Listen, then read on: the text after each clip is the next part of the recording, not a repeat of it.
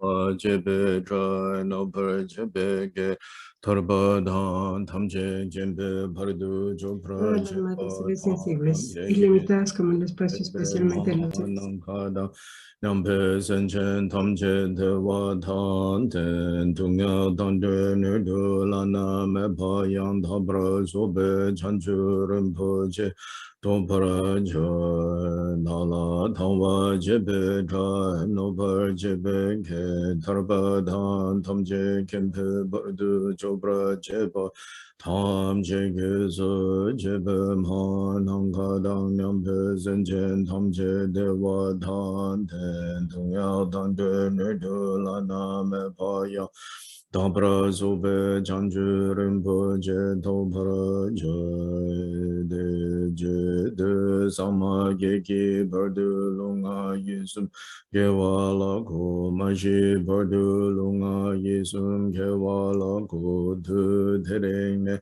Sunte Nema Santa Samji Bardu Lunga Yisum Gewala Ko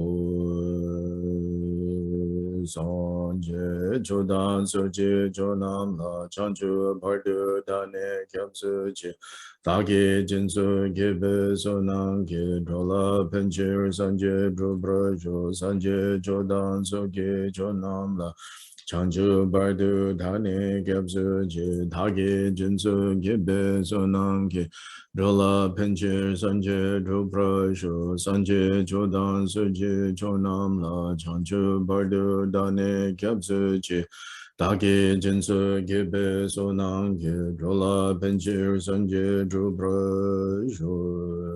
Mana Kadang Nyampe Senchen Tamje Dewa Dang Dewe Gyudan Dempra Gyuji Dungyao Dang Dungyao Gi Gyudan Drava Gyuji Dungyao Mepe Dewa Dang Me Drava Gyuji Niding Chadang Nidang Drava Tang Nyong La Nebra Gyuji Manang Kadang Nyampe Senchen Tamje Dewa Dang Dewe Gyundan Dembra Gyuji Tungyao Dang Tungyao Gi Gyudan Drava Gyuji Dungyao Mepe Dewa Dang Me Drava Gyuji Niding Chadang Nidang Drava Tang Nyong La Nebra Gyuji Manang Kadang Nyampe Senchen Tamje Dewa Dang Dewe Gyundan Dembra Gyuji Dungyao Dang Dungyao Gi Gyudan Drava Gyuji Dungyao Mepe Dewa Dang Me Dewa Gyuji Niding Chadang Nidang Drava Tang Nyong La Nebra Gyuji.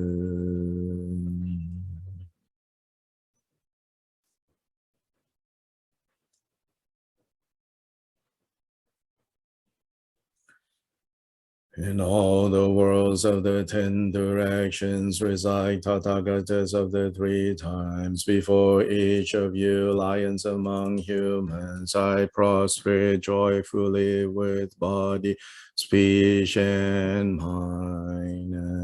By the power of this aspiration to noble deeds, all conquerors appear vividly in my mind with as many bodies as there are atoms in all lands. I prostrate to all you conquerors.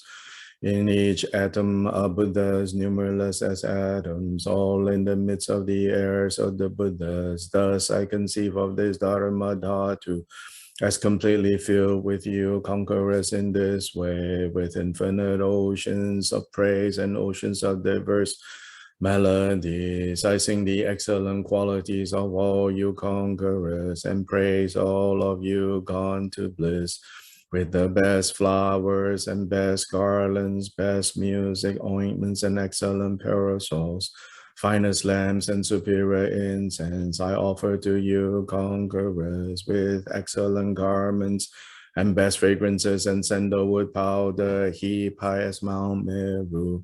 All wondrous offerings perfectly arranged, I offer to you, conquerors, these vast and unequal offerings to each and every one of you, conquerors, with the power of conviction and noble deeds. I prostrate and offer to all you conquerors all the harmful deeds that I have done with my body, speech, and mind, under the power of desire, hatred, and ignorance, I confess each and every one of them.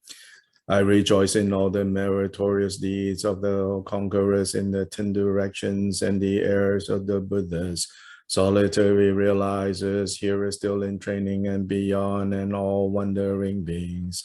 You who are lambs of the worlds of the 10 directions, who have unobstructedly attained Buddhahood through the stages of Bodhi. All you who are my protectors, please turn the unexhaled wheel of Dharma. With palms together, I earnestly beseech you who may intend to manifest final nirvana. Please remain for as many eons as there are atoms in the world for the happiness and well-being of all wandering beings, whatever slight virtue that may have been gathered through prostrating, offering, confessing, rejoicing, requesting, and beseeching, I now dedicate to complete Bodhi.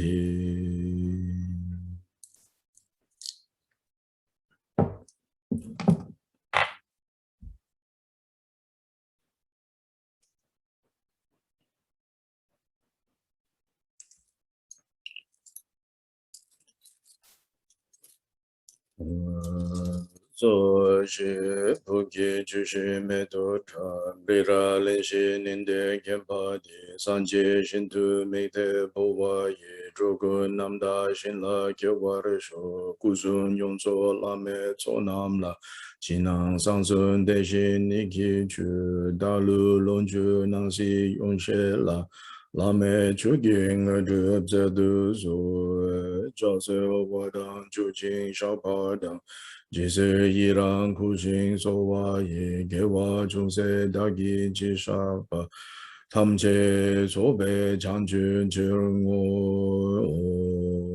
guru deva dhagini rena mandala prade jaso semchen namki sampadang Lo yi ji zhe ji da war ji zhong tong mong te pa yi zhu gi gu lo ko de du so de chan chen de le na ro da ma mi da po pa de jin den gu ka den sun den za wei la me shab sa ju la ma yi dam cho kyong la so wa de so da yi jen ji lo ke ben gi do me sa me ge da pe dong sun yong la kya zo me kya wa do je cha Pa ji den kum po shab la du du ta du sang ge ge le me jin ji lo she do je je ning ge mo pe se ne kyang sem do de du do pra jen je lo hong o jen yo jen yo chang sang pe ma ge sa tong bo la yo sen cho ge nga dum ye pe ma ju ne she shu da go du kan do ma po go ge ge je se da du ge jen je lo je she so so go du pe ma se de hong o me inge o me juge yinge boda ne de so san je ko king o wonye ran sen jong gong ngong sun don se be za we la me sha la so wa de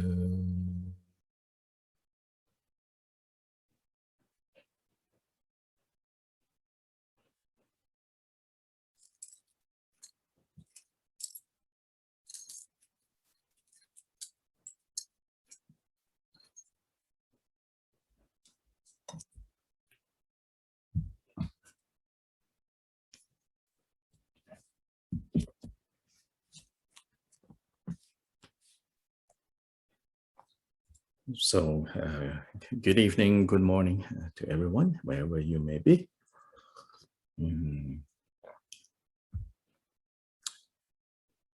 So, last class, we stopped at verse 82. Now, verse 83, verse 84. This is starting to transition into the third of the three sets of disciplines for bodhisattvas, right? The first set of discipline is the avoidance of stopping creating negativity. The second set of discipline is the discipline of benefiting, engaging in that which is virtuous. And then the third set is the discipline of benefiting other beings. So we are finishing up the section that Khenpo Kumpel has identified as the discipline of engaging in virtue and transitioning into the next discipline.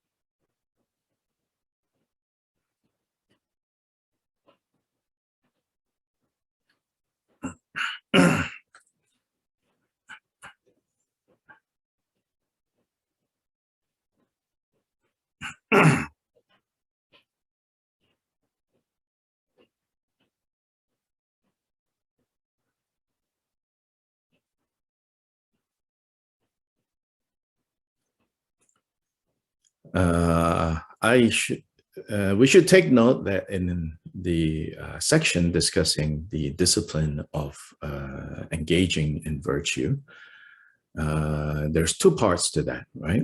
The first part is regarding how the need to overcome or minimize at least attachment and entanglements with this body, this life. So in a sense, then you could say that Shantideva sees that as an obstacle to the discipline of engaging in virtue. So first, you have to work on or see the faults of being attached to this body, to this self. Then on that basis, we can begin to cultivate the virtuous qualities. So that section has two parts to it.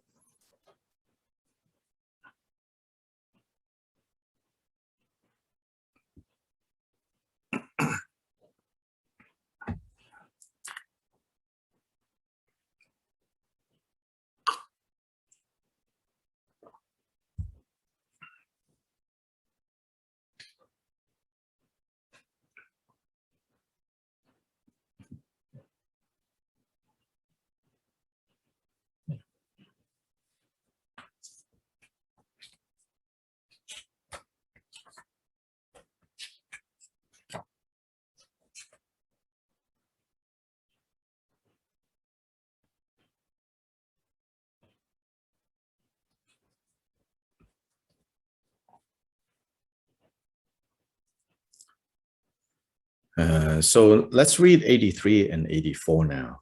The perfections giving and the rest progress in sequence, growing in importance. The great should never be abandoned for the less, and others' good should be regarded as supreme. Therefore, understand this well, and always labor for the benefit of beings. The compassionate one farsightedly permits to this end even what has been proscribed.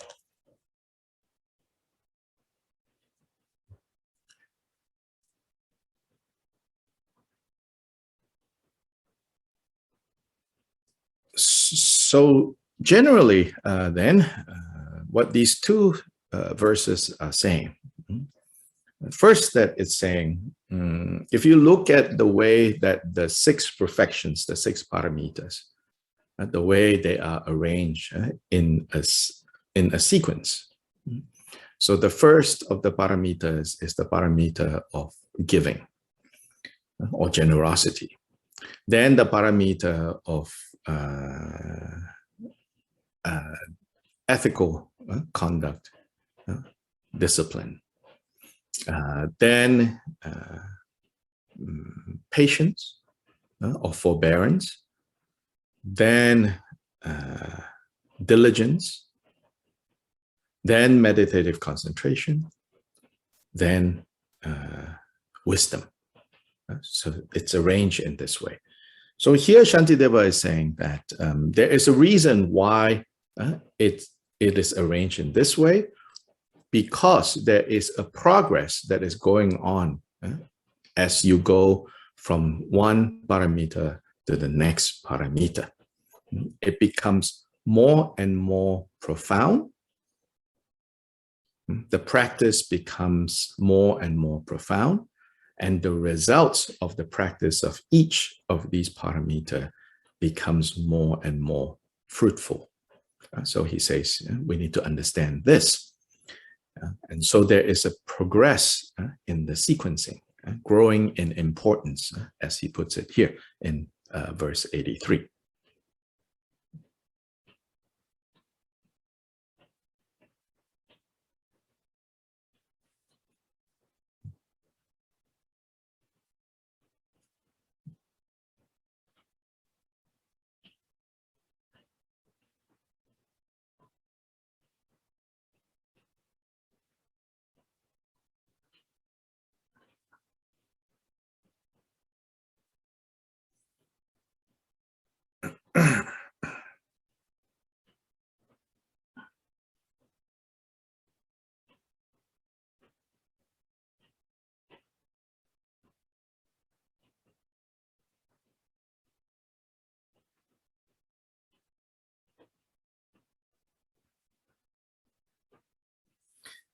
Then also in this verse, he says, and given that, and if we understand that, then the great should never be abandoned for the less.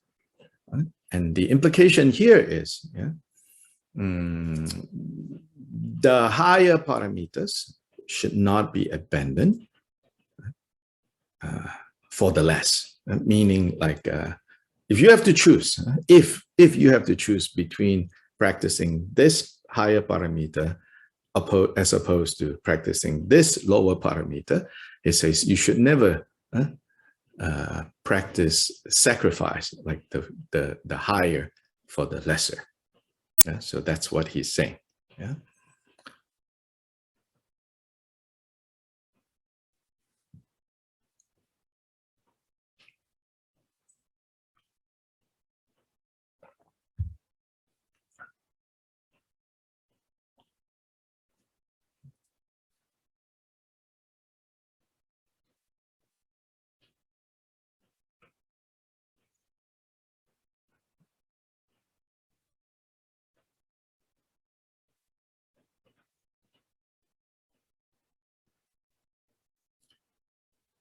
Then that last line kind of makes the final point in this verse, in this verse here. It is, and others' good should be regarded as supreme. So interestingly, right? You have 6 paramitas from generosity, giving, all the way to wisdom. So he says, the greater should not be sacrificed for the sake of the lesser. But then this final line says, however, others' good should be regarded as supreme. So even more than wisdom, so to say, is others' good. Now, of course, here others' good isn't like others' ordinary good. You do not sacrifice the practice of wisdom paramita because you think, I should do something good for this person. I should buy them an ice cream and then give up wisdom. So it's not talking about, right, others' ordinary good. It's talking about others' highest good, which is them leaving, breaking free from confusion, breaking free from samsara, and achieving the state of Buddha. So this last line, should not be kind of misread as, any and all kinds of so-called good of others should be held as supreme to the practice of the 6 paramitas. It's saying, no. It's saying, it's a reminder, Shantideva is reminding us. And don't forget, why do we even practice the 6 paramitas? Why do we even get into application bodhicitta, right? Practice of the 6 paramitas is basically carrying out application bodhicitta. He says, why are we even practicing the 6 paramitas?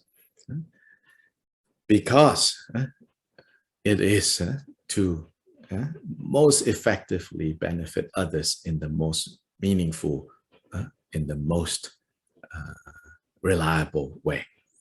And that should be regarded as supreme. So that's this final point in verse 83.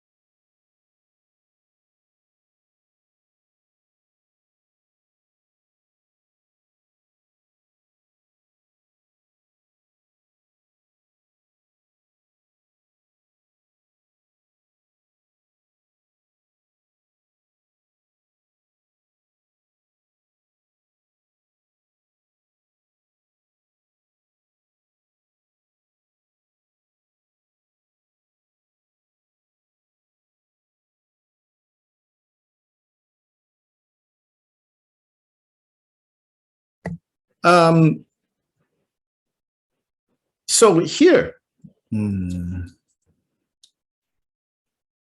it's in the context of like practicing that which is virtuous, that which is skillful, that this verse is given. These points are made here. So to me, it's saying, you know, we even as we are practicing the perfections, the paramitas, one by one, because the tradition does say at the beginning you should mostly practice at that level that you are most capable of practicing. So the teachings also say that. Yeah? So like at the beginning, you should mostly practice generosity, giving, practice giving. When that is stable and has become more and more easy, then we practice disciplined conduct. But of course, nowhere does it say only practice generosity giving at this point. Then only practice that disciplined conduct. Now you are in paramita, 201, right? So now chemistry 101, this is chemistry 101, then chemistry 201, right? Paramita 101 class, then paramita 201 class. But it's not saying that, right? But there is an emphasis that even as you practice giving, or that, there are different points in our growth, our progress, where we should be focusing on the appropriate paramita. So this verse turning up here to me is saying, even as there's this sequence going on, we should always also have a kind of a broader view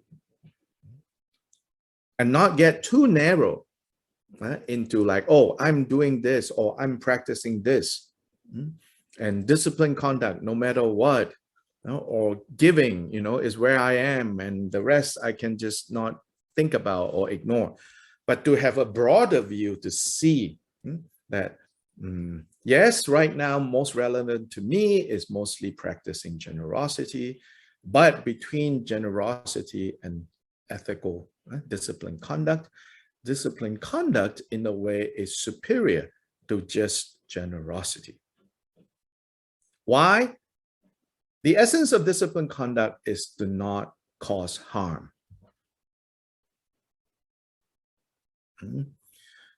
So your giving should take into consideration not causing harm. Don't give things that could cause harm. For example, so it's not so much, to me, I don't read this so much as a scenario where should I be ethical or should I be generous? Like they're in conflict. But rather, right? No matter what paramita we in that moment that we seem to be practicing, right? We need to have a broader view, a more holistic view.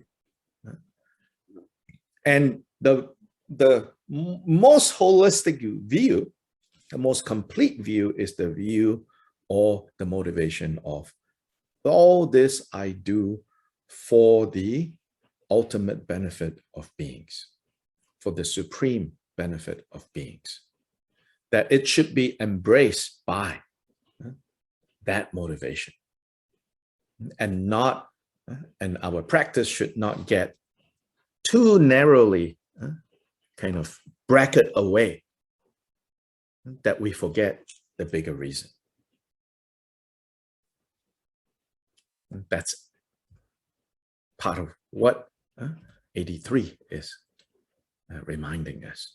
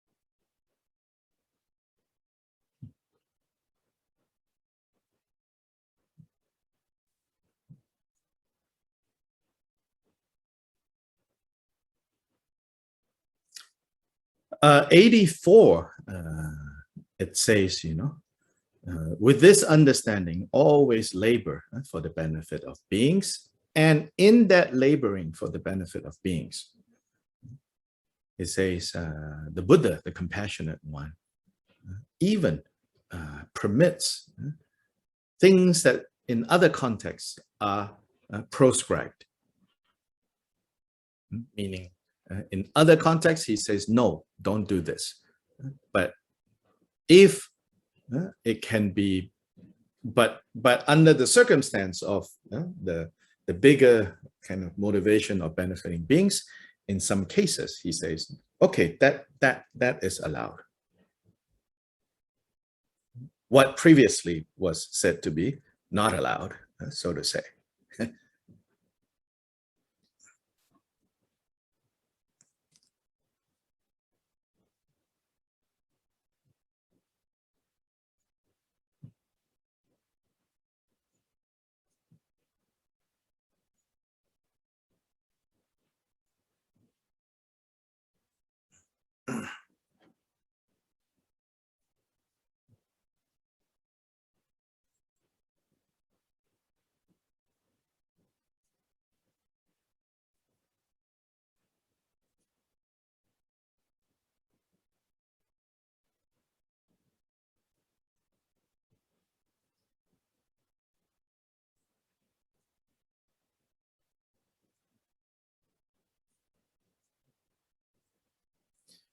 Now here, I think we have to kind of look further into these two verses and see what is being said and what is not being said.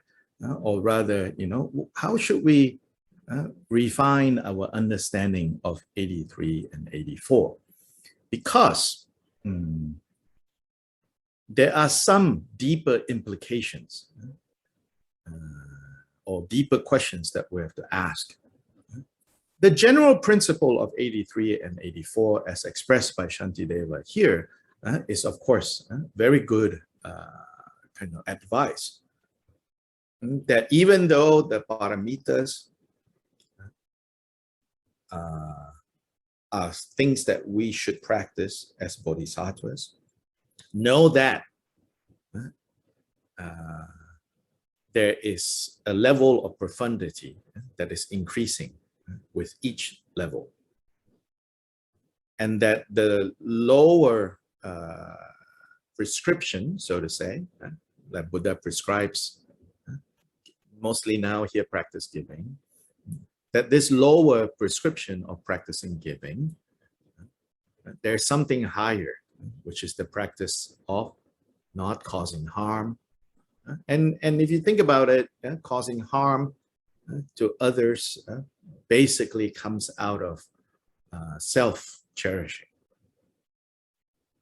So practicing giving up self-cherishing is a deeper way to practice generosity. It's not like they're in conflict at all. So I think this is one crucial point for us, a deeper point in 83 and 84 that we should also know.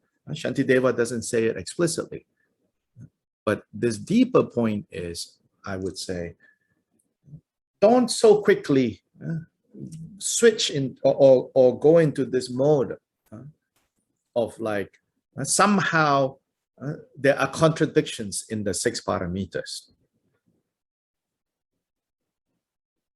whereby you can say, oh, I'm practicing a higher one, so I can ignore a lower one. It's not advocating that.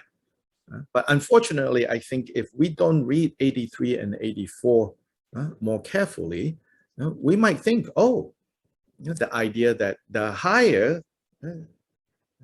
supersedes the lower in a simplistic way. That attitude, especially these days, where we think we are really smart, is dangerous. We think, oh, well, for the greater good, I'm going to do this. I think that's a very superficial read of what Shantideva is saying.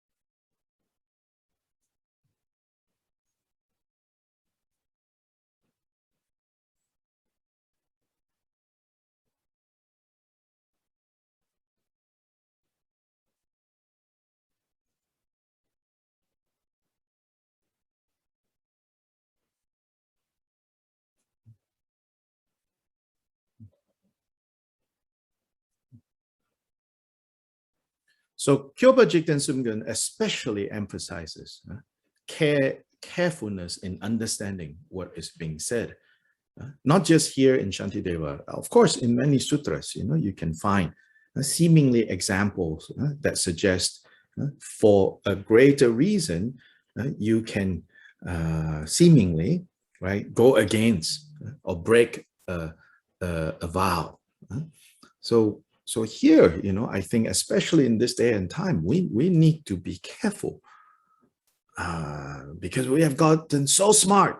We think, oh, those rules, they are the lower. We have this higher understanding. We don't need those lower kind of Buddhism for dummies, just for beginners. So it's not just, I'm not like, just being partisan to say, oh, because Kyopa Rinpoche says, therefore it must be true. But if you really think more about this, right, it is not, how can it be the case, right, that the Buddha gets in the business of literally allowing or not allowing this or that? First of all, in our system, Buddha is not God. In fact, in our system, we don't accept that there is even such a possibility. Whether Buddha or God or whoever, no one can really say, for you, in this case, I will forgive you, so I will not punish you. For you, in this case, I will punish you for doing this or that. That is not how this, the understanding of Buddha Dharma is. The Buddha Dharma's understanding is everything operates according to cause and effect. And then, of course, the operation of cause and effect in terms of actions by sentient beings, intention, motivation determines the result of those actions, those karmic actions, okay? Now, karmic action, just to clarify, now maybe getting a more complicated. When we say karmic actions, we don't mean like, I think I've used this example before. We don't mean like, for example, let's see. Yeah, this, like this. So these paper towels, this is not a karmic action, okay? This is gravity at work. Yes, in English, we still call cause and effect. But this is not karma, cause and effect. Yeah, this is gravity at work, right? Now, if, right, this was something heavier, say, oh, I don't know. Yeah, if this was this, okay? And I see a bug crawling down here. And I go, haha. Okay, it's going to be loud. Yeah.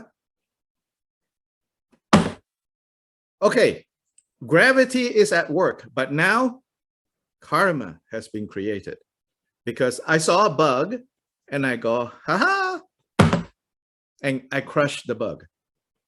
Now that is karma, with gravity as just a neutral condition. Yeah.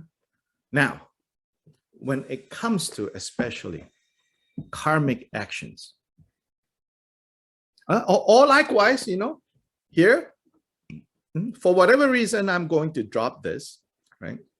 Then I see there's a bug. And so, oh, no, I'm not going to drop. It will kill the bug. Then I drop it here. Now also karma has been created, positive karma, which is I didn't want to harm this bug. Then I drop it here.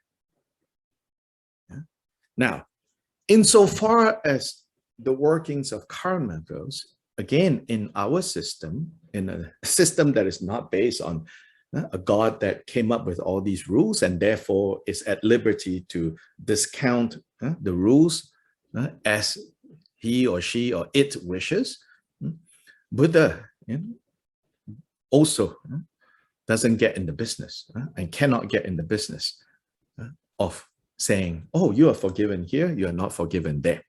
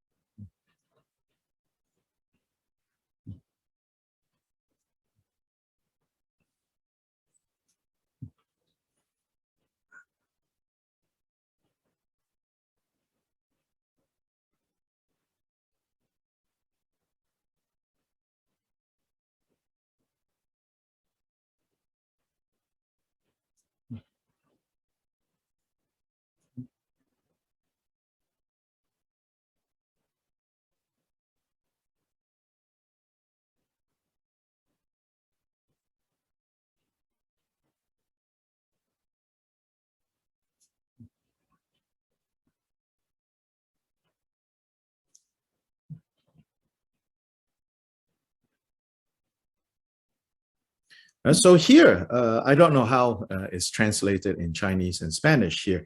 So in English, it says, 84, permits and proscribe. So allow or don't allow, if we just use those simple words, allow or don't allow.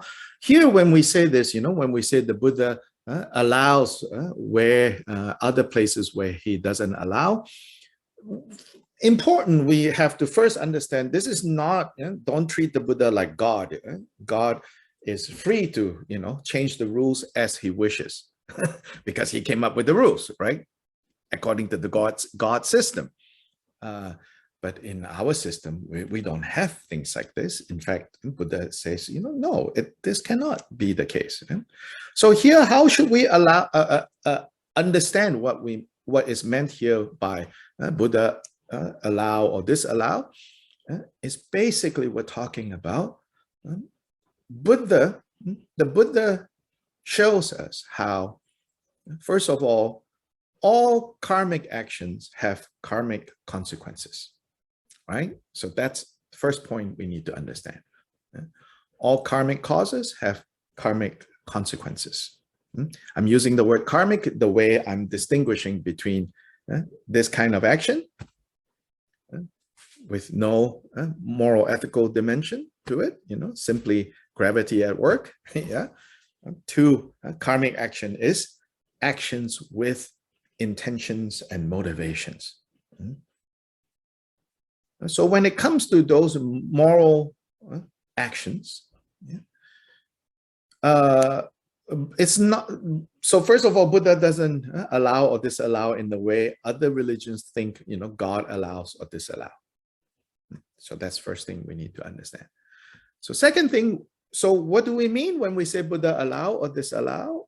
It's not like the Buddha is changing his understanding or application of the way things are. It's just in the cases where he seems to say, oh, for this reason you can do this, whereas over there you cannot do this. He's pointing to a more profound way of understanding a situation. So for example, simple example of generally in the monk's vows, for example, or monk's rule of conduct, which we talked about last class, a monk is not to touch a woman. Likewise, a nun is not to touch a man. So that the Buddha, quote unquote, disallow, right? However, if a monk was, it's not, in other words, last class I said, if the monk touches a woman without objectifying the woman, right? Or sexualizing a woman, then there is no karma, no negative karma being created. Whether the touching is to move the woman out of danger, which clearly we can see there is no negative karma there. In fact, it is a positive karma. Or, and now this next part might be a little controversial, especially in Asia. Maybe in the West, you think, oh, what's the controversy? Especially in Latin America, like among maybe giving someone a hug, Oh, in Asia, actually, that's like, no. And that's about, what people expect. Shantideva did teach that. Later we'll see. He said, don't scandalize people. Don't do things that will make people lose respect for you. So in Asia, maybe monks, even you're not sexualizing and having, intentions like that, also don't hug, But in other circumstance, right? If someone is crying, male or female, if here, to me, Shantideva is saying, in those cases, you give them a hug, they feel much better. Of course, there's no negative. So to me, 83 and 84 is talking about things like this. It's not so much that the rules that the Buddha gave have contradiction. It's just we have to understand the deeper underlying principle. Actually, in Asia, forget about like a monk hugging a woman. A monk should not even hug another monk. It's not acceptable. And there are cultural considerations, which is also important. The Vinaya rules were also in part given to reflect not causing scandal. So those are also important things to pay attention to.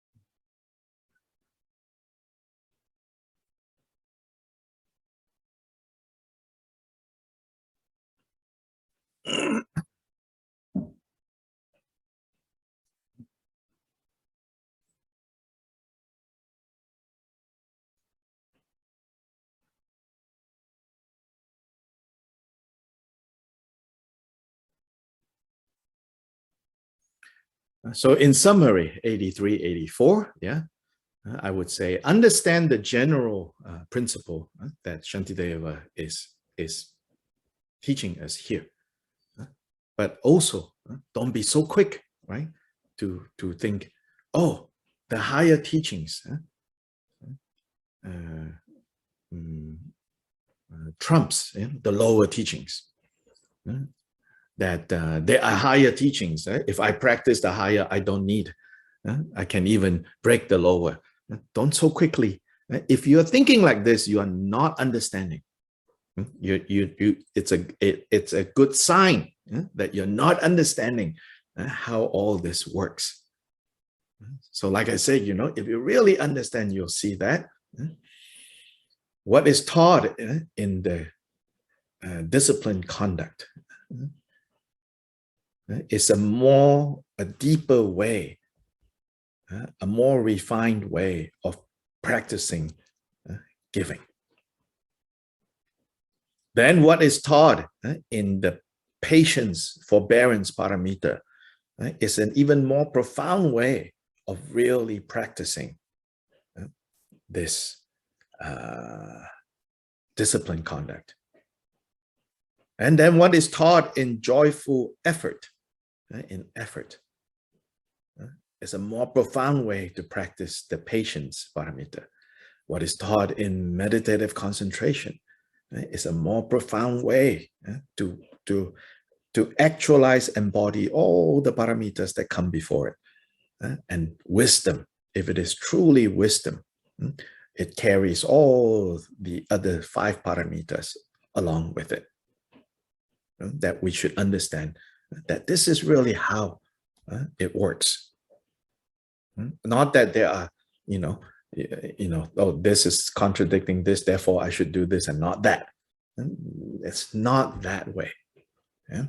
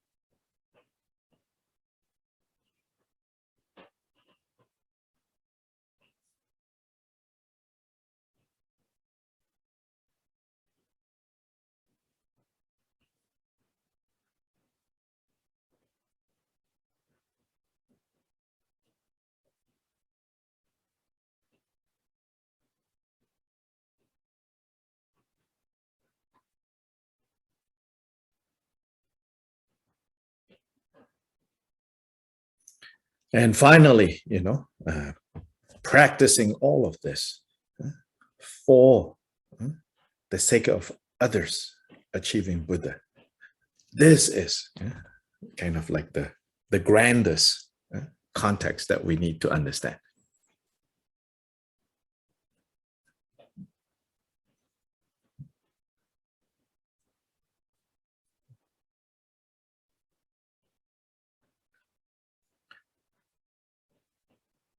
So we'll take a break and we'll come back beginning the next section with questions and answers.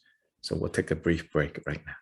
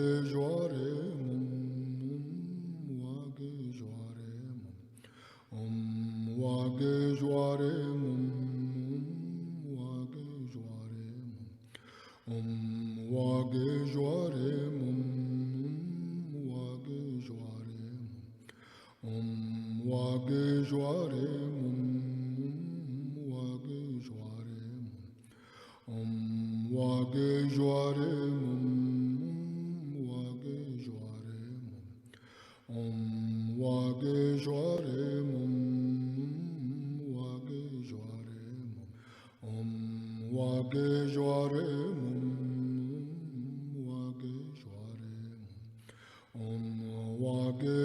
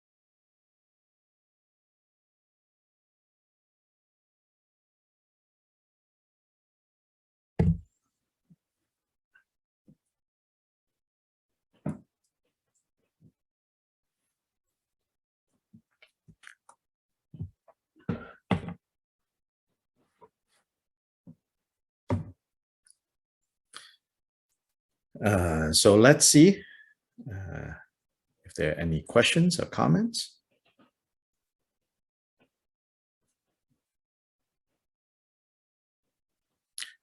Yes, Peter, go ahead. Yes, Dr. Lee. I was thinking that the sixth paramita, superior wisdom, is a huge kind of leap from the first five, and yet it's something that's probably essential to be able to. Sorry, I'll open my. Essential to be able to benefit others, especially when we're doing things that are prescribed, you know. So I was wondering if you had any suggestions about daily practice that might help us to cultivate that sixth paramita. First of all, I don't think the sixth paramita is that big a leap from the other paramita. So anyway, let's give the interpreters a chance to translate your question.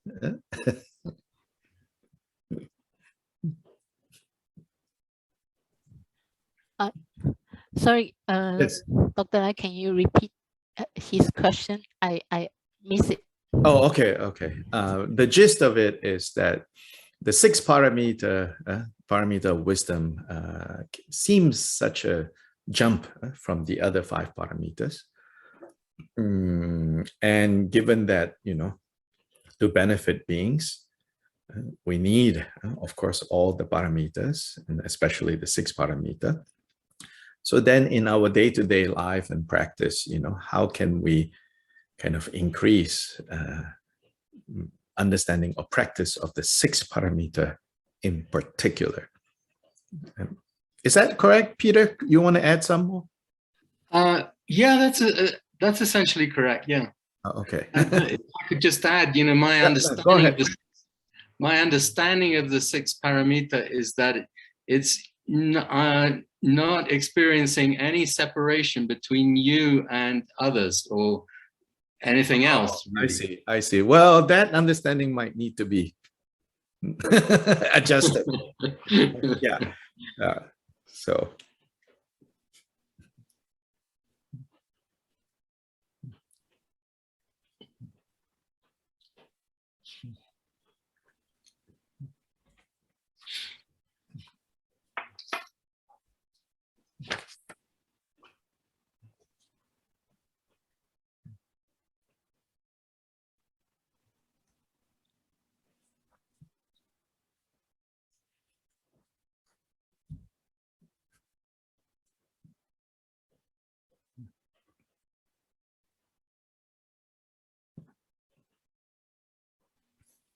Yeah, so my first comment is that I don't think it's such a leap between the 6 paramita and the other 5 already.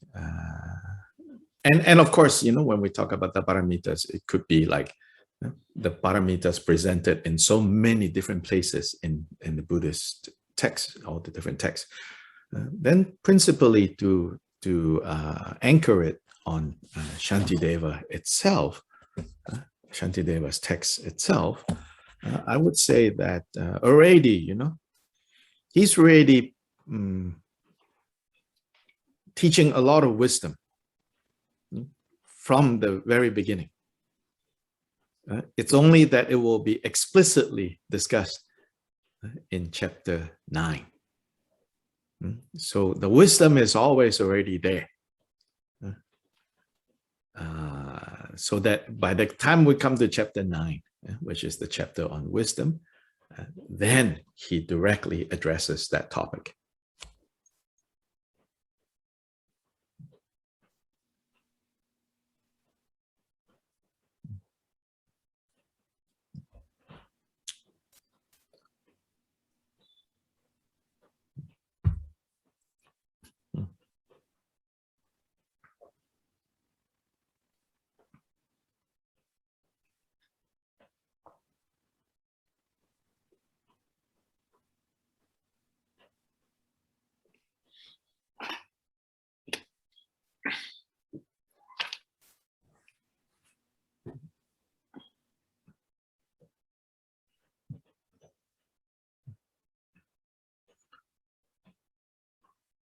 And so the other 5 paramitas, as we progress, as we go along with this book, that's exactly what we should be practicing.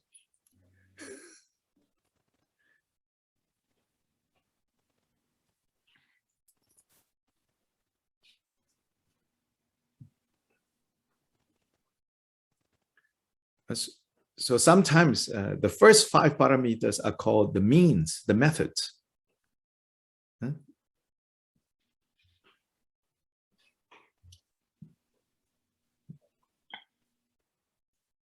And the 6th paramita is the wisdom. So another way of putting it, you could say the 6th paramita is the essence, and the other 5 paramitas is the function.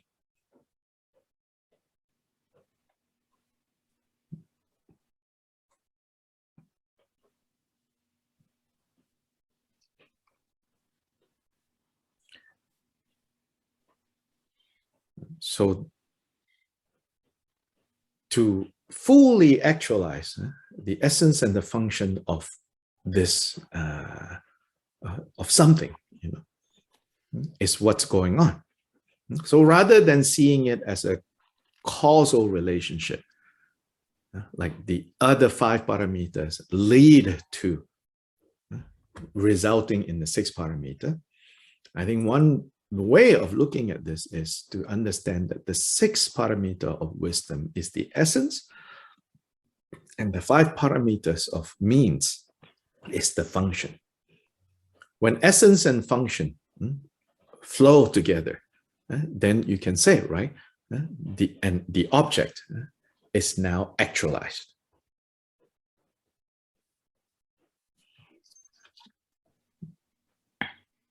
In Chinese translation, 体用, essence function. This is Huayan vocabulary.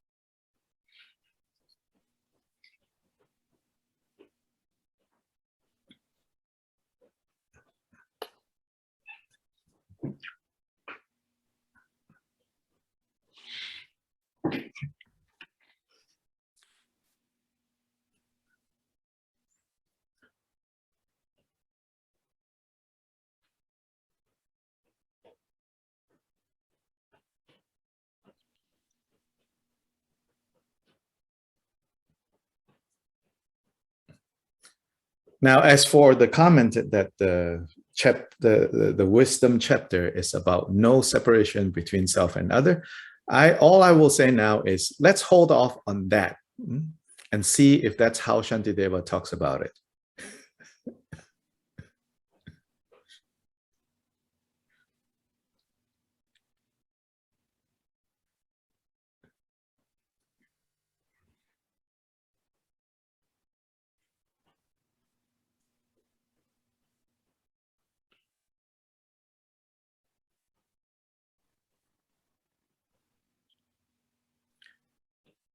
Yes, Judy.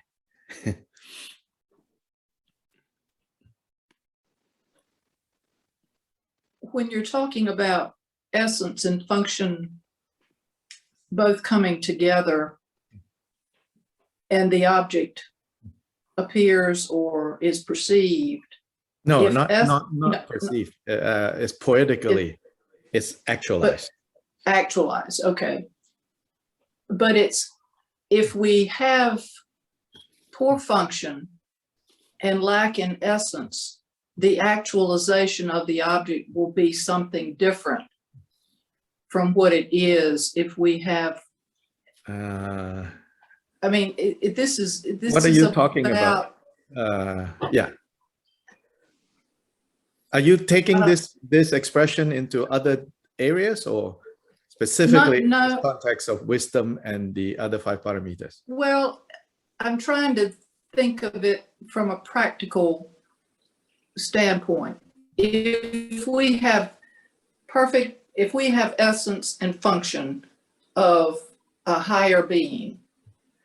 No, versus let's not take it in that function. direction. I didn't mean it in that direction. But with essence and function evolved, then what actualizes is different from if it's not evolved. No. Am I guess all off base? I'm saying this, yeah, off base completely. You are taking simply a vocabulary that I'm using to help you understand the relationship between the first 5 parameters and the 6th parameter, and then you're going in a different direction with that. Here, all I'm saying is we tend to have a very kind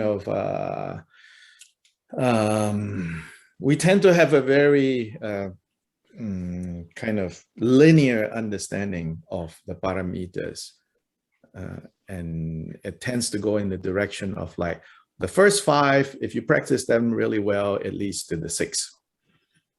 So I am suggesting that there's another way of understanding this, that although yes, there is a linearity, in fact 83 tells you there's a certain linear, there's a certain progression, practice the first one, then the second, then the third, the fourth, the fifth, and then all of that leads to the sixth, and the sixth is, yay, wonderful, and the greatest. And I said, okay, so that's the general kind of way it's talked about. But another way, which is not like an alternative way, but to enhance your understanding of this, you should see it as, don't see the 5 as leading to the 6, as if once you get to the 6, you don't need the 5. But the 6 and the first 5 are related to each other in the sense of the 6 is the essence, and the 5 is the way this essence functions in the world. The way this wisdom functions is it manifests itself in the perfection of giving, disciplined conduct, patience, vigilance, meditative concentration.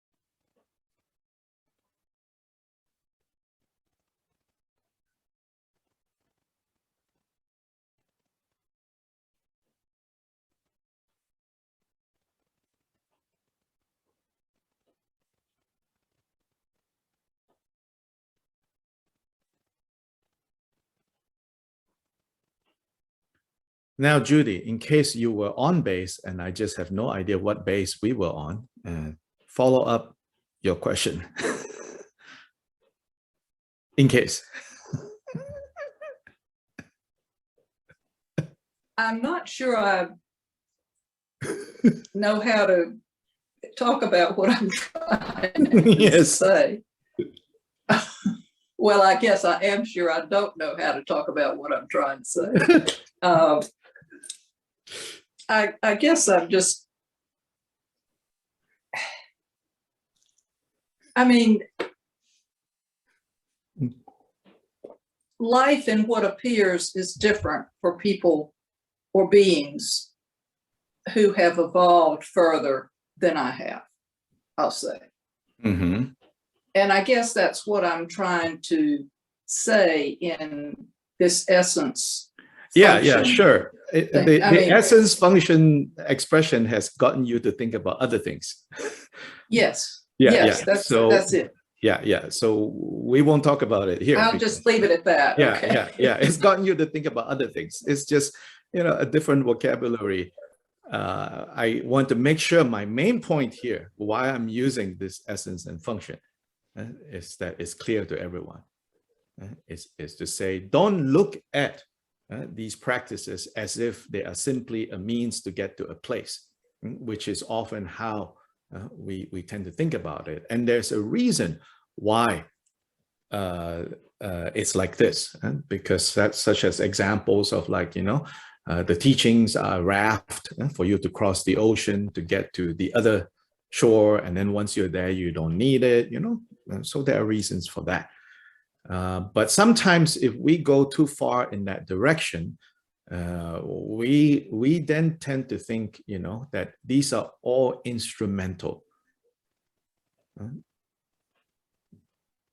But it is not They're not instrumental. These disciplines that we are training in now, they are actually coming from the Buddha qualities. And that's what we learned in Sobish. Yes, yes, of course. And all the other, all the other teachers. Not Zobish, but Gongjik, you know. But I mean, Gongchi, yeah, but Yeah. in his book. Yes, but only a handful of us in this room. So I'm then talks explicitly about that, you know.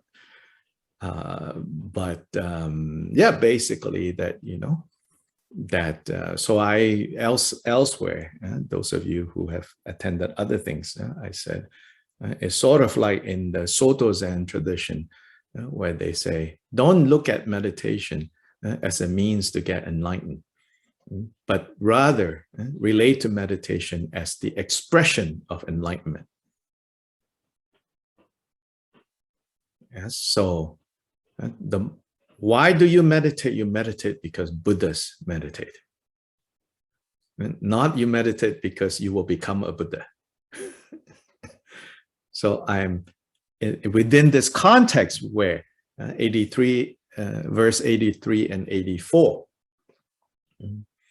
might sometimes lead to people to think in terms of like, oh, all these things you do to get to the higher place. Once you are at the higher place, you know, the lower things don't matter so much. Yeah?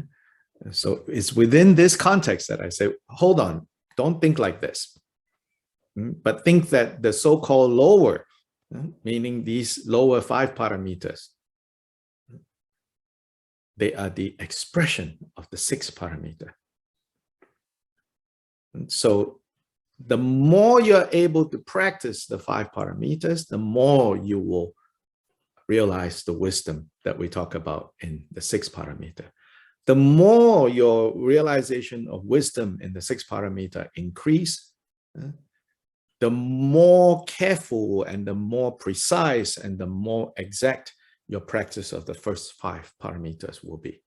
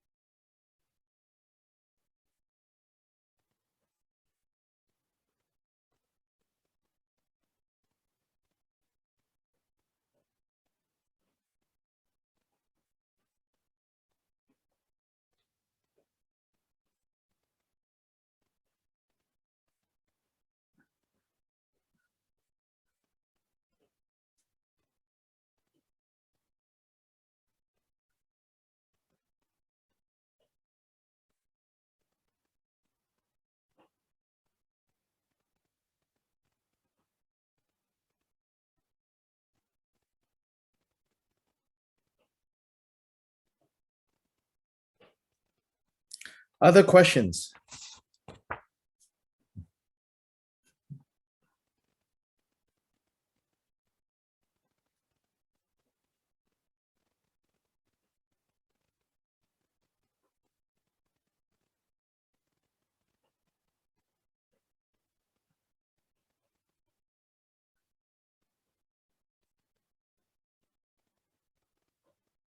Dr. Lai. Yes. So yeah, I think I heard it somewhere, but it's like this, if you do one paramita, that all the other 5 are actually in the background. Like it's Yes. just that one quality becomes overt and expressed. If you Yes. look at it carefully, then all the other 5 are in the background. Like even with giving, you need some level of wisdom for Yes. it to become paramita and not just dana, right? Yes, of course. That's what I've heard. Yes, Yeah. of course. It may not be wisdom realizing emptiness, but you still need some level of wisdom, right? Yes, of That's course. what I heard. Yes, of course. It's just that in Shantideva's presentation here, he doesn't explicitly say it, but it's all there,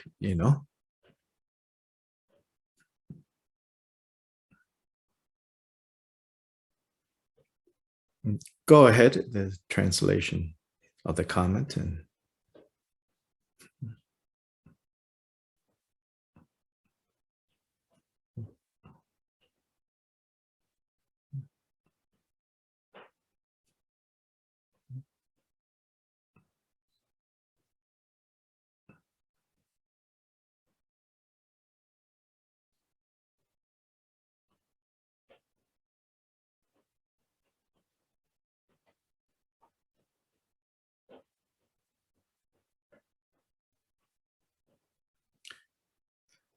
yeah, there are certain Buddhist teachings and writings and that are, geared in a very linear way. Yeah? But that linearity needs to also be understood in the broader context where it's in fact not that linear. On the other hand, there are also teachings that are very non-linear, but it's not, again, to be read and understood without also seeing the more stages of progress. So these are 2 aspects that needs to be brought together at all times.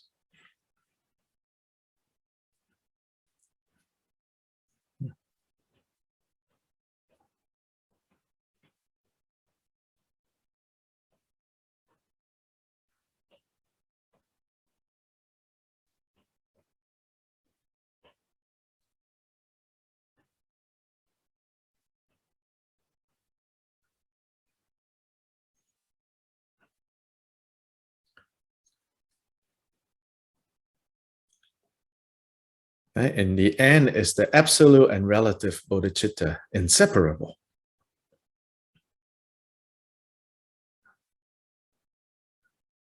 The domain of absolute bodhicitta is non-linear. The domain of relative bodhicitta is linear. But so it's the linear and non-linear inseparable. Not one, just not 2.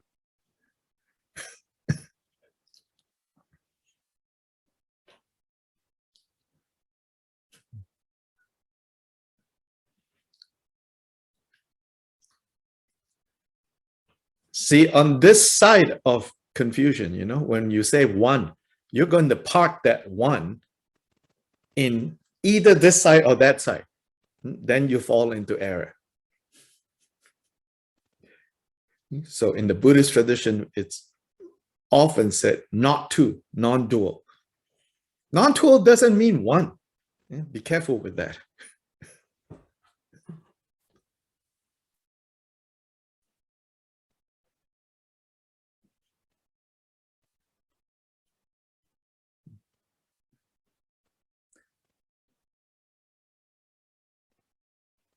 On this side of confusion, when we say 1, whether we know it or we don't know it, we'll either park that 1 in the extreme of the ultimate or in the extreme of the relative.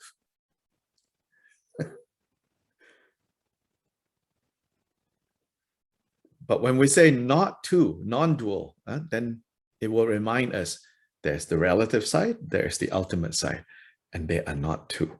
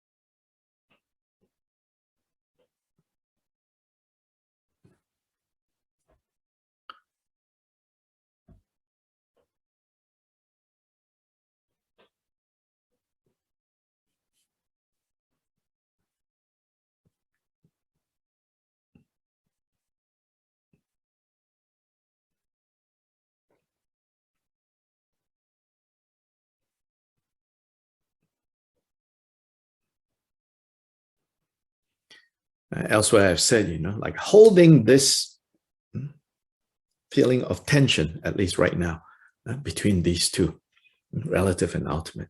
This is a creative tension.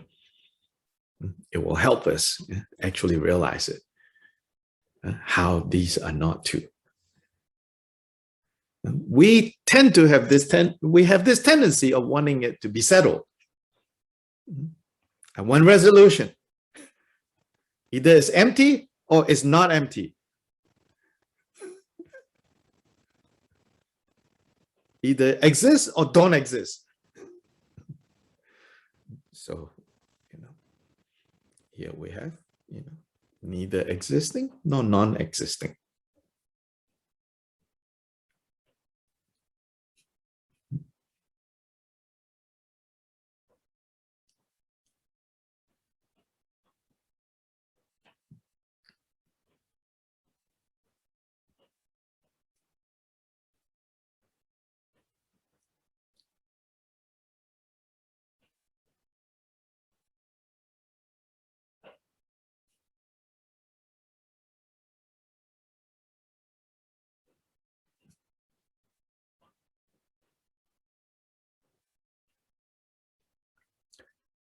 So then this can be led, and this can also be understood in the context of why Buddha's teachings is called the middle way. It's the middle way between essentialism or eternalism or nihilism.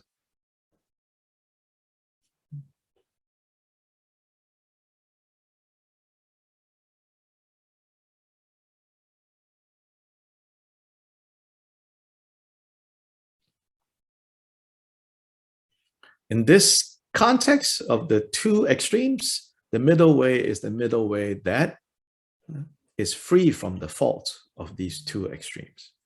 The middle way is not take half of this and half of that and put it together and you got it right. No, it's to always be free from the faults of these two extremes, eternalism or essentialism and nihilism.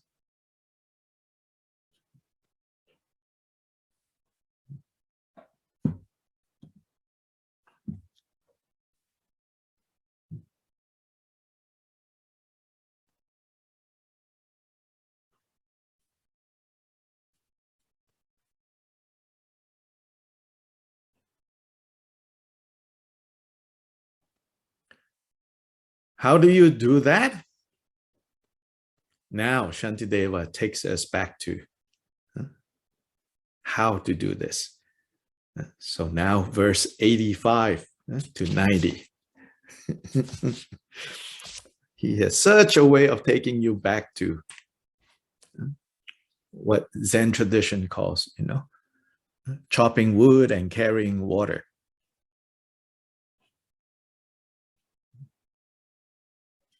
Or we would call paying bills. Don't get so carried away with nostalgia of carrying wood, chopping wood, carrying water, Basically, it's talking about you and me paying bills, so to say.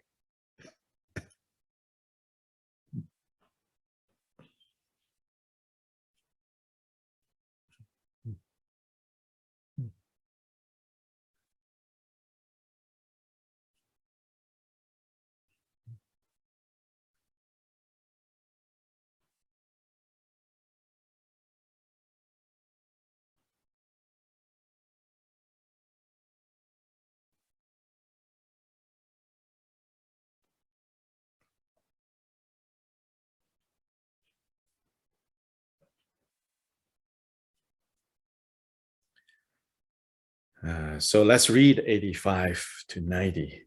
Eat only what is needful. Share with those who have embraced the discipline. With those who are defenseless or have fallen into evil states, give everything except the 3 robes of religion. The body used to practice sacred teachings should not be harmed in meaningless pursuits. By acting thus, the wishes of all beings will swiftly and completely be attained. They should not give up their bodies whose compassionate thoughts are not yet pure, but let them be surrendered when, both now and in their future lives, great benefits is thereby gained. Do not teach the Dharma to the disrespectful, to those who, though not sick, wrap cloths around their heads, to those who carry weapons, staffs, or parasols, to those who are with covered heads. To those upon the lower paths, do not explain the vast and deep, nor tutor women unaccompanied by men, or every Dharma, high or low, expound with equal reverence. Those suited to the teachings of great scope should not be introduced to lesser paths. The rules of conduct should not neglect nor lead astray with talk of sutras and mantras.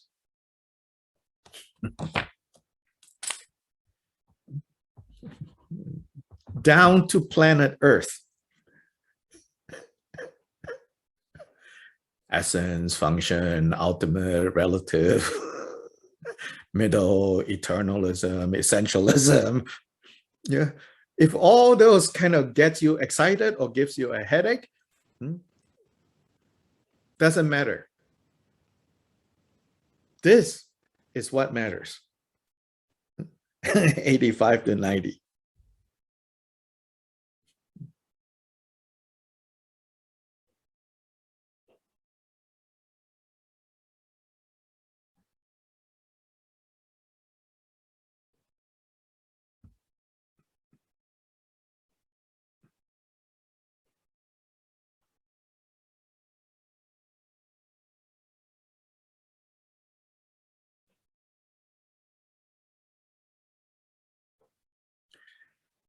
Yeah, so this is the part about benefiting others. The first step to benefiting others is to attract others to the Dharma. So this section is about more specifically. So there's a context. So Khenpo Kumbel very helpfully, it gives us the specific context of this set of prescriptions or proscriptions. Do this, but don't do this. Why? This is all geared towards how do we attract other beings to the Dharma?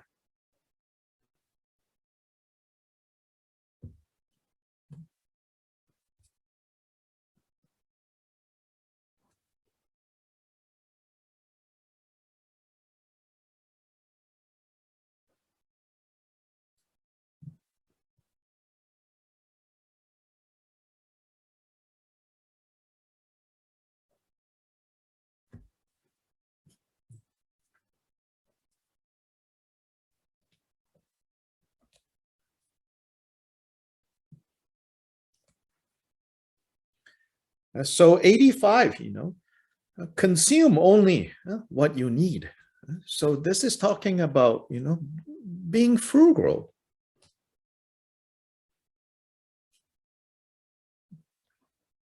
Don't be wasteful.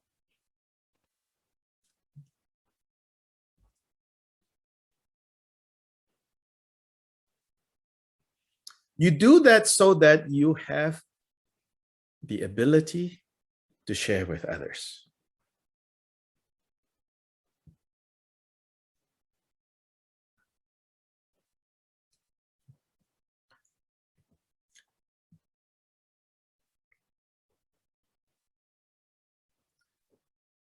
And who should we share our resources with? He identifies three in particular, three groups. Those who have embraced the discipline, meaning those who are on this path together. So we should share with them what we have. Those who are defenseless, that means those who are in need, we should share with them. And those who have fallen into evil states,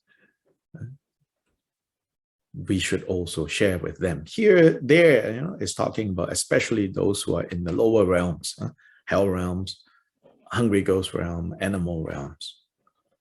So even the lowest, we should, especially with the lowest, in terms of the depths of suffering that they are in, we should share with them.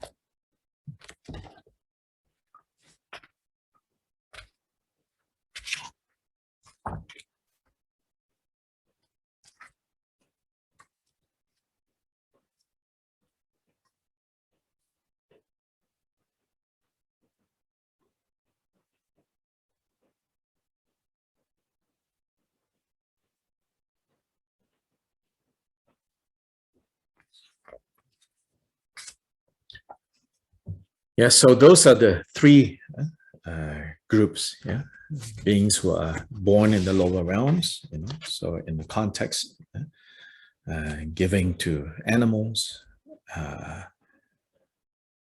then the one who are defenseless, they're talking about like humans who are in need, and then those others who are practicing the path. So these are the three. So he says, you give them everything. As much as you're capable of giving, you should give to them. And here he's talking, right? The original context of this teaching, Shantideva was talking to his fellow monks. And he says, give everything except for the robes that you're wearing. So he said, okay, not allowed to go naked.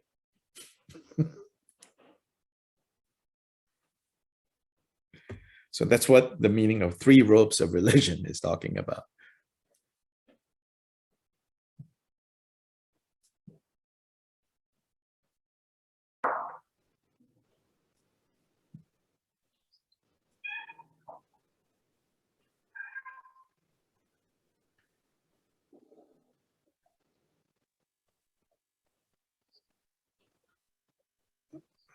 The three robes is the lower robe, which is like the skirt, then the upper robe, and then the outer robe.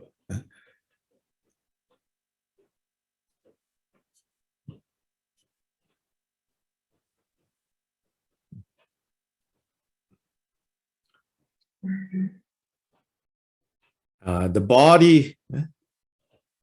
So now, we need to have a new relationship with this body, which he reminds us. It is the vehicle. It is the means for us to practice the teachings. So with regards to this body, it says, you should not harm it with meaningless pursuits.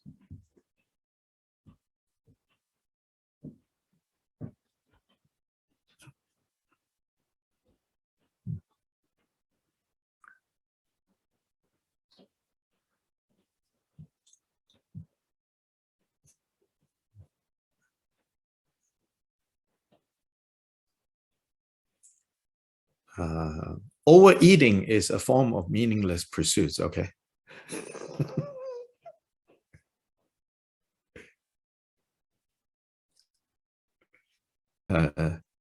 Extreme sports is a form of meaningless pursuits, okay? From the perspective of Bodhisattva training.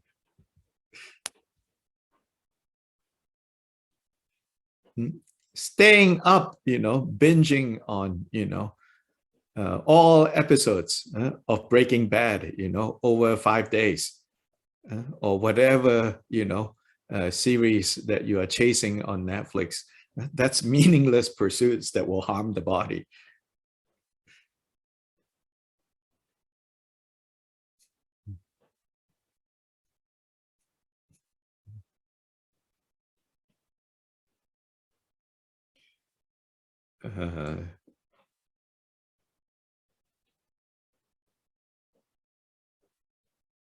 So it says, so take good care, of this body, of this life. And in this way, the wishes of beings can swiftly be attained, which is ultimately what all beings wish for, is freedom from suffering and achieving happiness.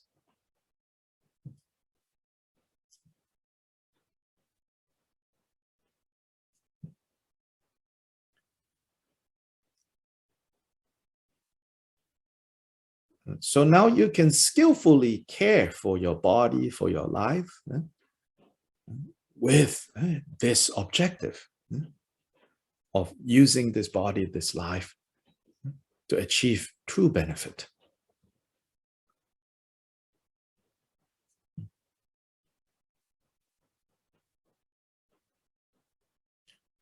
So 87 is where Shantideva says, yes, we have many examples of the Bodhisattvas giving up their lives, giving up their bodies out of true and overwhelming compassion for others. But then he says in 87, however, you should not be reckless about that.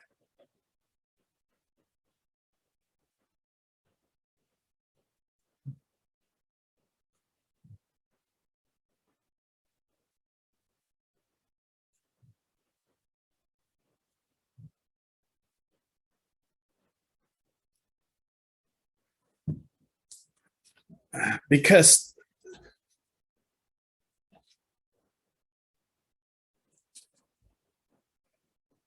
our confusion, our afflictive emotions, can be very sneaky. It can disguise itself as, an act of compassion when it is an act of ego. So if you give up your life due to stupid ego, but then you think, oh, this is being compassionate, then, great mistake. But if you really, like you surrender this life, this body, completely due to bodhicitta, then great benefit for sure.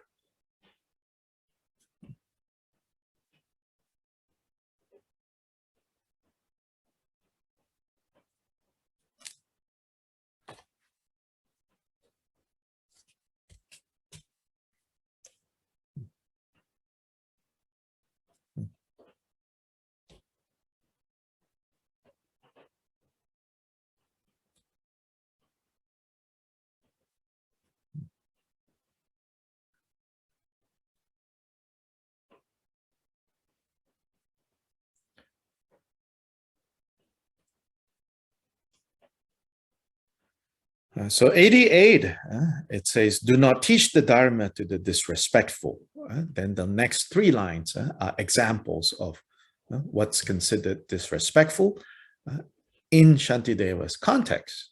So for us, that's not necessarily literally what we should be on the lookout for. But the main point is don't teach the Dharma to those who are disrespectful.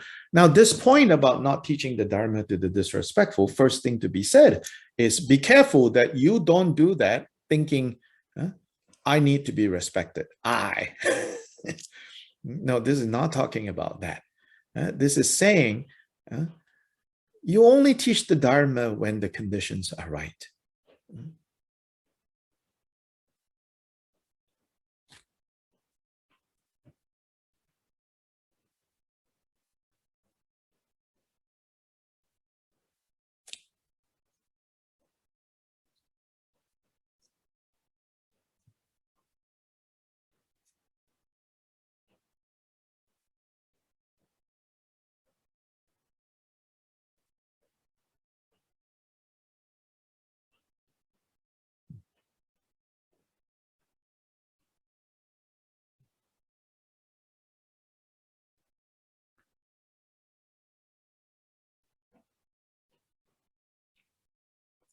So the examples he gave are those who do not seek red cloths around their heads, those who carry weapons, staffs, meaning like a staff is like a wooden weapon as well, or parasols, like fancy umbrellas, to those who are with covered heads.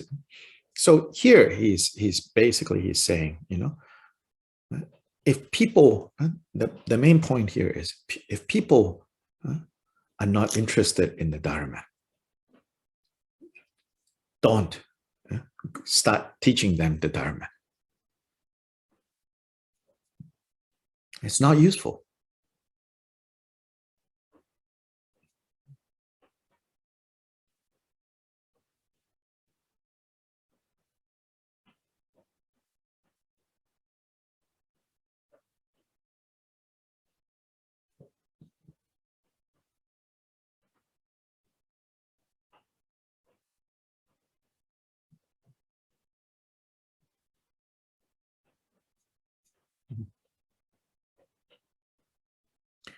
Now, of course, you have stories. For example, I think in the life of Milarepa, while he's wandering in the caves, in the mountains, some hunters come by, and then he taught them. Then you say, hey, Milarepa, you're not listening to Shantideva.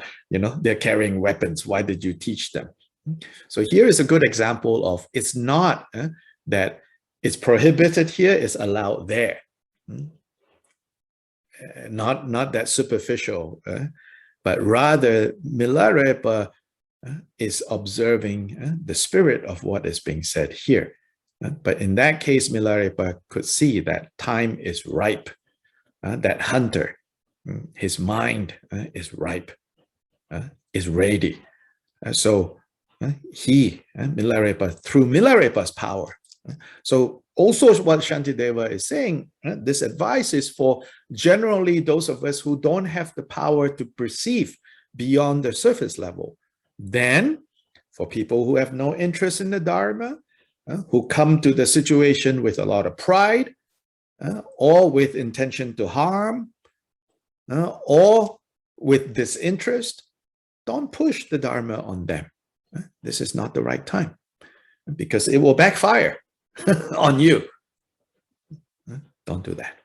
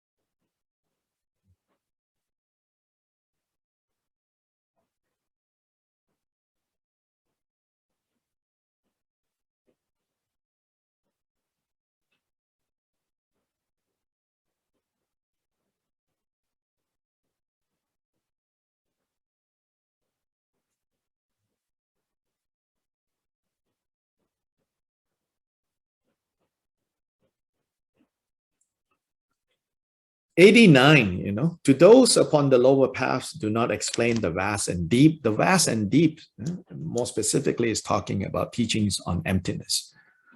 Who are those on the lower paths? Those on the lower paths are meaning those with lower maturity, capacity. So in other words, don't teach someone this so-called profound teachings of emptiness if you don't know, or especially if you know, like this will just lead them to nihilism. Because when the teachings of emptiness are not properly taught, when the recipient is not ready to hear it, it will translate into the ideas like, from the ultimate perspective, nothing matters. From the ultimate perspective, or even from the ultimate perspective, everything is perfect. That is the vast and profound. But so often those types of teachings, are kind of like turned into bumper stickers. And say, oh, therefore no problem. Oh, my afflictive emotions, yeah, no problem. It's all perfect. Yes, from the ultimate perspective, yes. But meanwhile, day in and day out, you're suffering. So does it matter or not matter? That you are under the power of afflictive emotions. It matters because right now you're miserable. Don't go tell that person, oh, it doesn't matter. This is the perfection of imperfection. Just, it's fine. No, you cannot say things like this. Again, we don't need to be dogmatic about this. We don't need to be fundamentalist about this. What Shantideva is saying, don't, try to impress people with these high teachings, especially when they cannot digest this.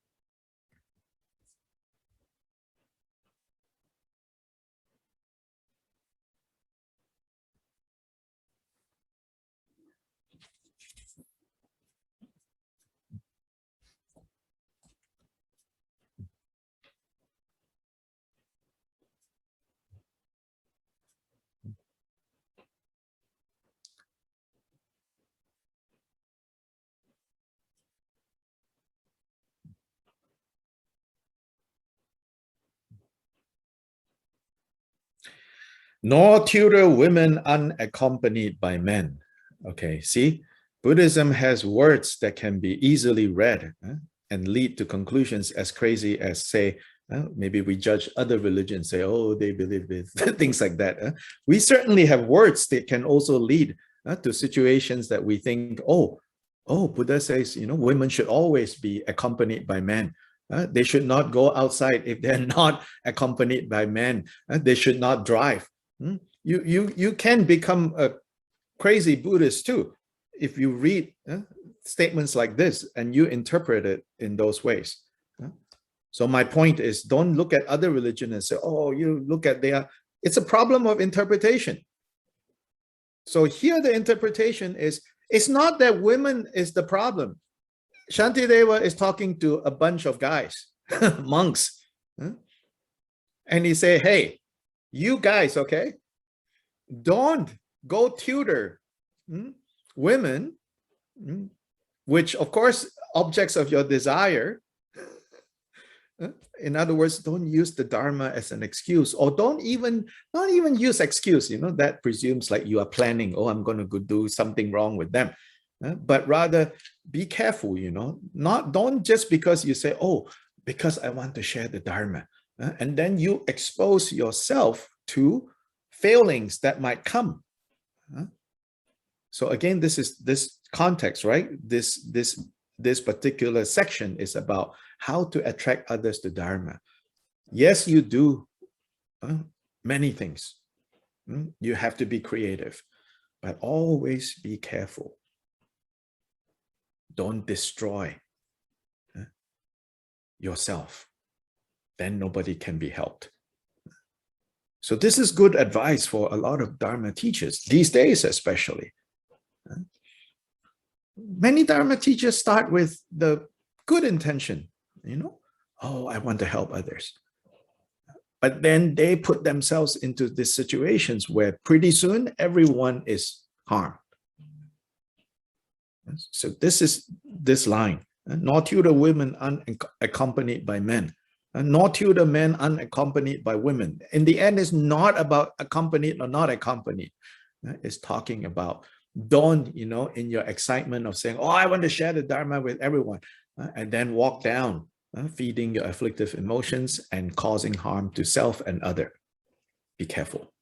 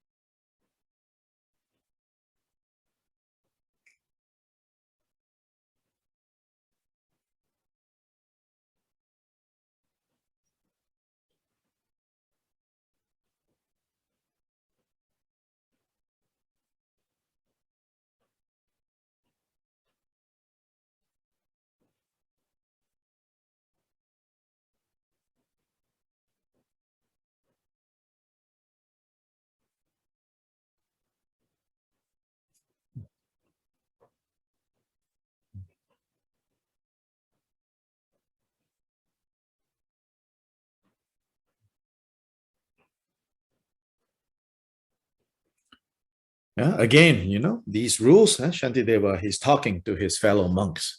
And the Buddha is very clear about don't scandalize people. So he prohibited his monks from accepting invitation to be privately tutoring this person or that person.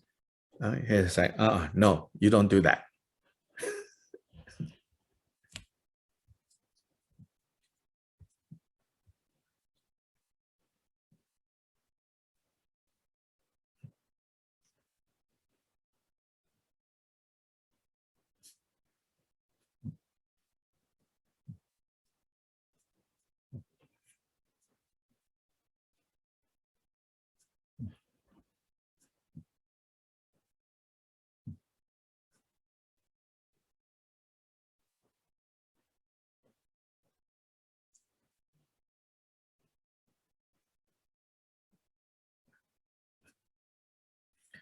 There was an old monk in Malaysia where I grew up. He this is like 20 plus years ago. He says, old monk, he was like, these days, he was like, doesn't matter man or woman. He says, even men, he says to his monks, he says, you should not privately tutor them.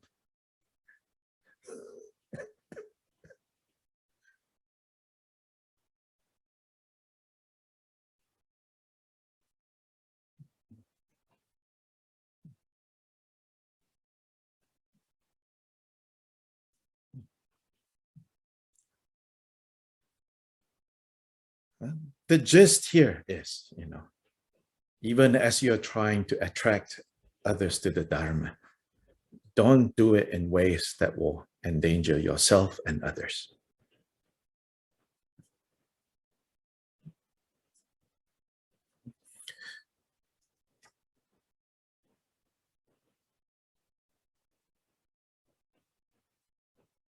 Especially as I see, especially like in the West, when people come to you for Dharma, often, not always, but often, they are in an emotionally very fragile situation. So that is part of that interdependence there. Then the teacher, and often also in some ways, some of the teachers are also in a situation where they're so isolated and emotionally kind of needy, especially if they are from taken out of their cultural context in Nepal or Tibet or India or wherever and plopped in the middle of America or somewhere like that, in the middle of the United States, So they are emotionally plucked out of their support, where they have lived all their lives, with their Dharma brothers, right? So we're not even talking about like sexual things. But then you have like these two things coming together, and it's so easy from there that interdependence, that problems would arise. So this is good advice, like. So it's, in other words, in other contexts, you can just think of it, outside the context of spiritual Buddhist instruction, even like in the therapist, right? It's saying, right? Another way of summarizing this section is professionalism, professional integrity. Guard that.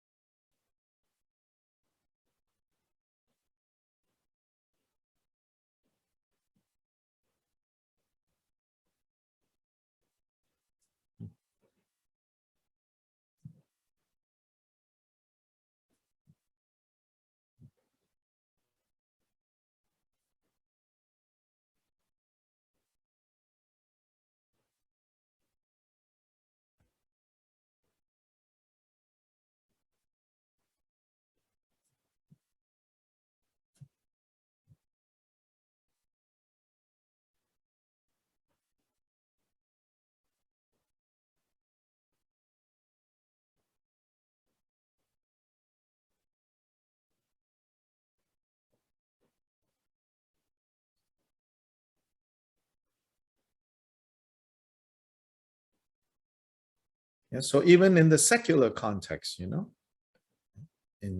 those situations where people are fragile emotionally, already we also have these things to protect. Therapists and patients should not get involved emotionally, physically. And then in the, like, for example, addiction recovery groups, one of the big no-nos is not, forget about even patients and therapists, fellow members of a therapy group should not get involved, because these are emotionally fragile areas, and it's so easy for problems to arise, for advantage to be taken. So this is just the gist of what is being said here in our modern context. Right? It's basically this,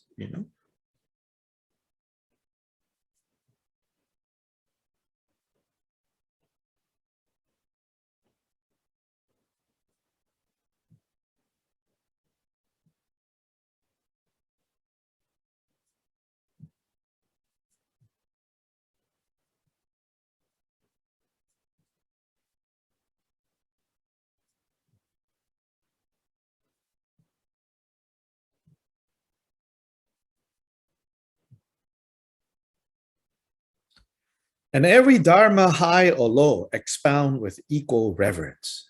So the immediate reference here is to the individual liberation scope of practicing and the universal scope of benefiting all beings. Shantideva here reminds us, just because we are bodhisattvas, as in we've taken the bodhisattva vow, and we've taken the vow to benefit beings, we should not look at the individual liberation teachings and practices and consider them lesser. Equal reverence. So all 84,000 dharmas are equally dharmas for liberation. We should not say, oh, this is more profound, this is less profound, this is more important, this is less important. Approach all of them as the single path to awakening.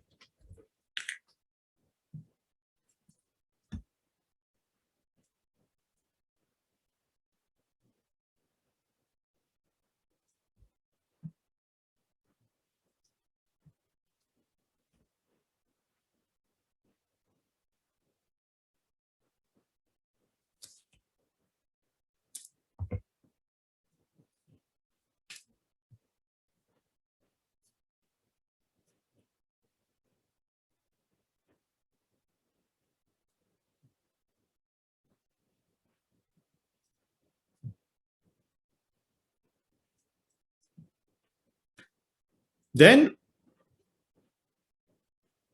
yeah, with this kind of mindset, whether it's individual liberation practices or practices and teachings of the great scope of benefiting beings, with equal reverence and appreciation towards them, then he says, those who are suited for the great scope teachings, in other words, the benefiting of all beings, then it would not be appropriate that they are discouraged from that and say, oh, no, you should only think about yourself. Yeah? Which is sort of like what the individual liberation vows are saying. So here, Shantideva also says, first you cultivate a clear understanding. All the teachings of the Buddha are profound. But within that context, if you know this person has the ability to generate the greater motivation, don't keep them with that limited motivation. You should also inspire them to move in the direction of the greater motivation.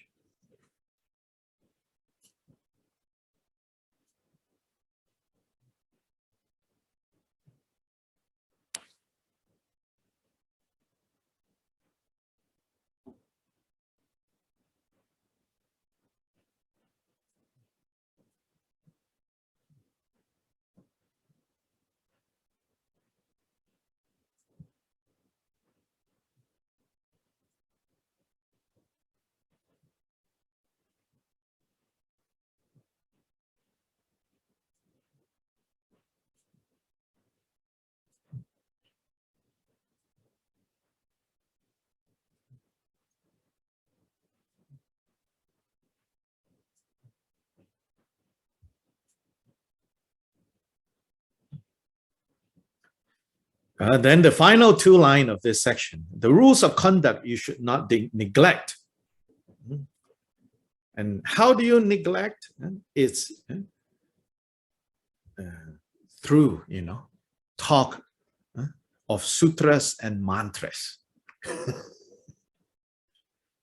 In other words, what Shantideva is saying here, sutras and mantras here is just the example he gives here. Another way to translate is sort of like with scriptures and spells. Or another way to translate this is, don't get carried away by your theories and your magic. Pay attention to your conduct. All this big talk about philosophy, all this big talk about mysterious things. Sutras, scriptures means like, philosophy. Logic. Sometimes we are so clever, that we destroy ourselves. Or sometimes, we are so mystical, so mysterious, We love all this mystical stuff. We love all this magical stuff, which is the mantra part.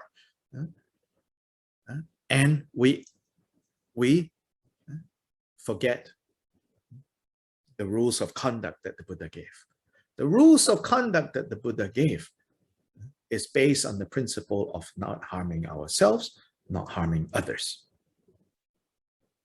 Not conducting ourselves in such a way that not only protects us, but also prevents others from being harmed directly or indirectly. That is the gist of what we have to pay attention to.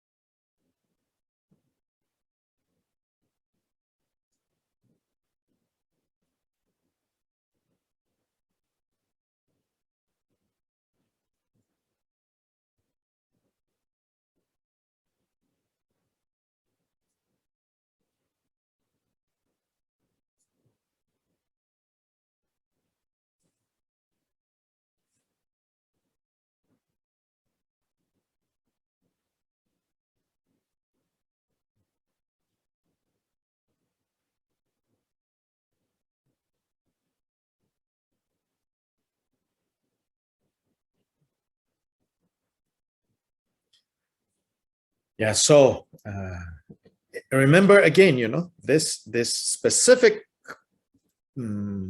place we are in this text, Khenpo Kumpel identifies as this discipline of benefiting others.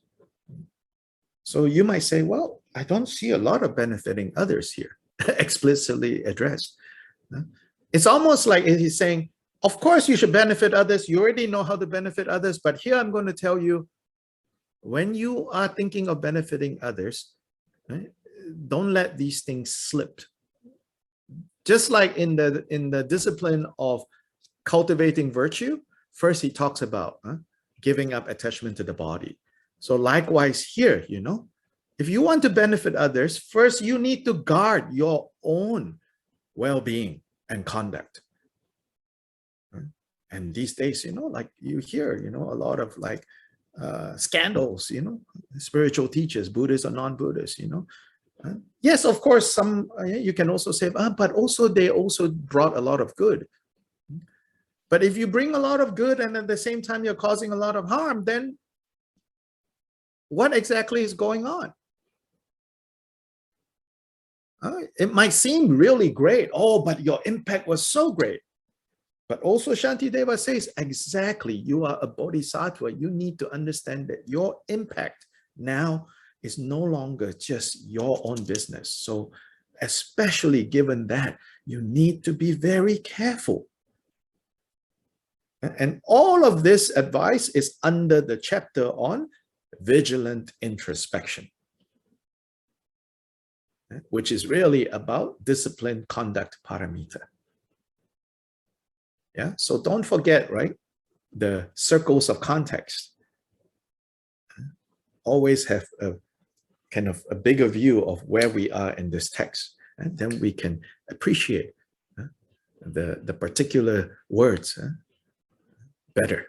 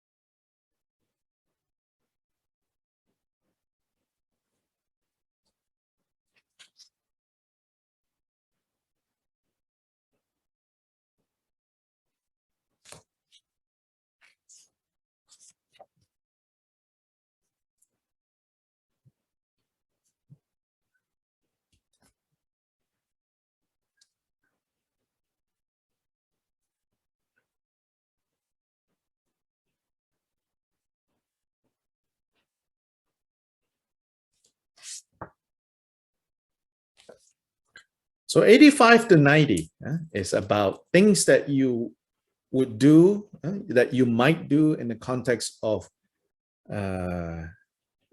bringing people to Dharma, things that you could do and get in trouble due to your own afflictive emotions, your motivation being impure. This is this section. The next section, he's going to talk about things that you do, even if your motivation is not negative, even if your klesha is not at play, there are still things that you might do that will cause others to run away from the Dharma. Watch out for that.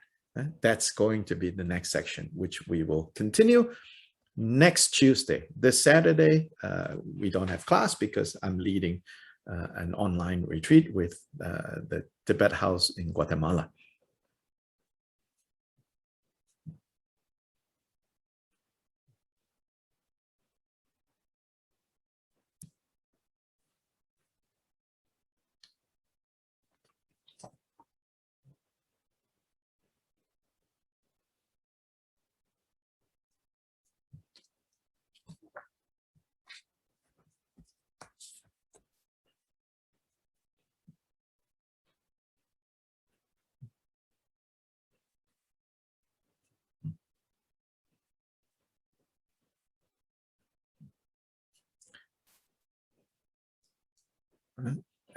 Either Omar, Javier, or somebody, if you can put on the chat screen the link to the recordings for this class, for people who want to go review, people want to watch earlier ones. If you missed them, it's nicely in the Drikung Dhamma Kirti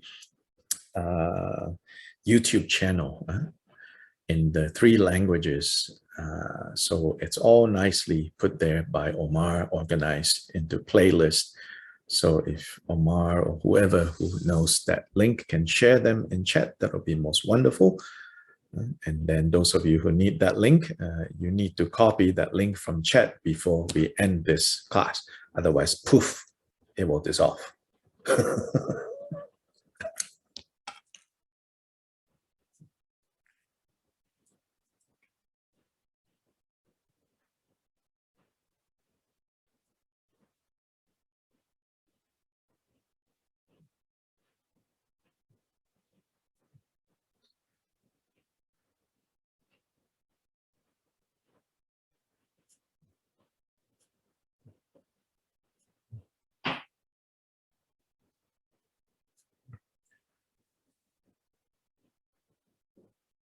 Chanju Semcho Rinpoche Magye Banam Ge Gyurche Ge Banyam Pa Me Payam Gone Gong Du Bewar Sure.